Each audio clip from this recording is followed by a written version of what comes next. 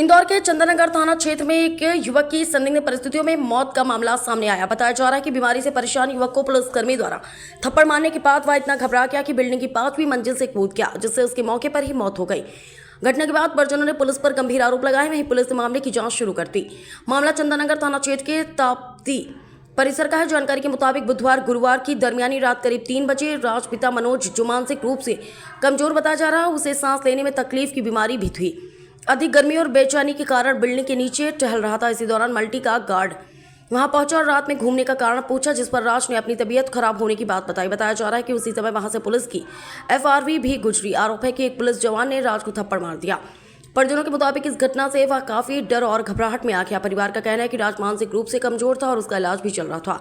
परिजनों का आरोप है कि पुलिस से सामना होने के बाद वह घबरा गया और कुछ देर बाद घर पहुंचकर भी काफी परेशान दिखाई दे रहा था।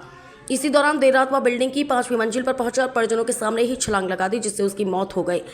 घटना के बाद परिजनों ने पुलिस की भूमिका पर सवाल उठाए। वहीं पुलिस का कहना है कि पूरे मामले में जांच की जा रही है और सभी पहलुओं को ध्यान में रखते हुए कार्रवाई की जाएगी।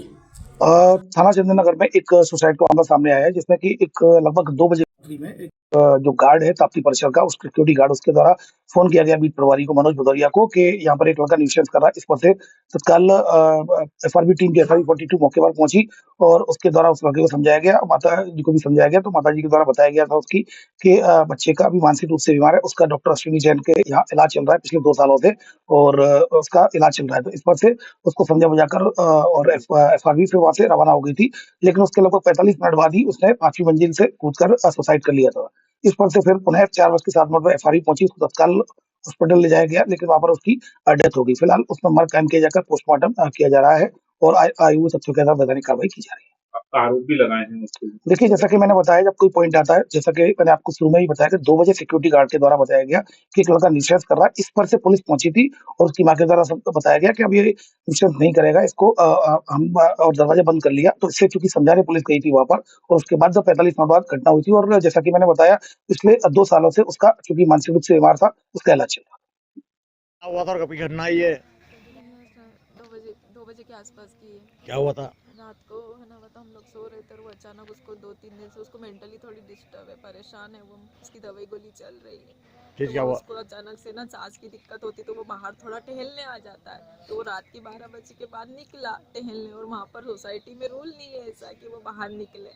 तो गार्ड ने देखा और गार्ड ने उसको बोला कि तू जा, घर पे जा, भी रूल नहीं। तो इसने ऐसा बोला कि मैं घूम रहा हूँ, मेरे को थोड़ा अच्छा लग रहा है बाहर, ऐसा वैसा, इसके लिए मैं बाहर घूम रहा हूँ। तो बोले जा, तो बोले, उनने मना कर दिया कि मैं नहीं जाऊंगा। तो गार्ड को गुस्सा आया, उसने बोला काहे के लिए घूम रहा? तो उन्होंने बोला, ऐसा झूठ बोल दिया कि मैं गर्लफ्रेंड के लिए घूम रहा हूँ, और बल्कि इसका किसी से कोई चक्कर नहीं, क्योंकि वो मेंटली डिस्टर्ब था, तो वो कुछ भी बोलता है ये। तो गार्ड ने बोला कि जाओ, ऐसा वैसा। तो उसने बोला, उल्टा जवाब दिया होगा। तो गार्ड ने उल्टा जवाब दिया, तो गार्ड ने ना उसको, गार्ड ने पुलिस को बुला लिया। फिर पुलिस पूछताछ करने लगी। इतनी देर में हम लोग पहुंच गए, हमने देखा कि वो घर में है नहीं, तो हम लोग पहुंच गए राज के पास। तो देखा तो पुलिस उससे पूछताछ करी, तो हमने पुलिस को बोला कि सर वो क्या मारा था पुलिस वालों ने? हाँ, तो फिर मैं बता रही हूँ ना, फिर पहले पूछताछ करे और वो बड़े सर से भी बात करे। तो हम इतनी सी देर में पहुंच गए। मतलब सर, उसका दिमाग ऐसा ही है सर, छोड़ दो, वो थोड़ा बाहर हवा खाने आया है, वो नॉर्मल नहीं है। तो बोले कि सर, बोले कि अंदर रखो, आपका बेटा है, ऐसा वैसा, तो संभालो उसको अंदर। तो मतलब सर, किसी का कुछ किया तो नहीं ना, उसने बस ये कि उसने मुंह चलाया होगा और क्या करा होगा, ऐसा वैसा। मैंने ऐसा बोला, मतलब उनने ऐसा बोला, राज के बारे में मैंने ऐसा उनको बोला, समझाया। तो बोले चलो ठीक है। आप फिर ना, वो सर ने उससे बात करी कि क्यों ऐसा वैसा है, तो तू बाहर क्यों आया? तो बोले आ गया सर, सॉरी। में सॉरी बोलता सर को कि सर सॉरी। तो सर ने फिर चाटा मार दिया उसको। आप भी जानते हो जवान को जिसने चाटा मारा था?